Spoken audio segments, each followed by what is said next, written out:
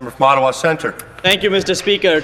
2009 marks the 30th anniversary of the Westboro Village Business Improvement Area, which has a mandate to improve, beautify, and maintain the public lands and buildings within the community of Westboro, a vibrant community in my riding of Ottawa Centre. Its boundaries encompass Richmond Road from Island Park to Golden Avenue, including Danforth and Picton Avenues. The BIA promotes the area as a shopping and business district. Mr. Speaker, Westboro Village was initially founded in 1817 and settled intensely since 1852. It was a major center of lumber production and at one time home to one of the largest steam sawmills in Canada.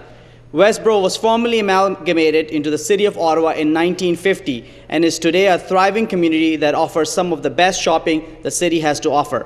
I am very pleased to have my community office located within Westboro at the corner of Roosevelt and Richmond.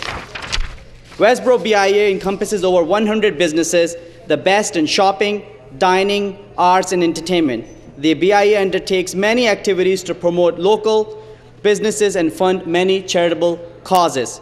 Westfest, now in its 6th year, is one of the largest free music and cultural festivals in Ottawa, which is located within Westboro, another great initiative of the BIA.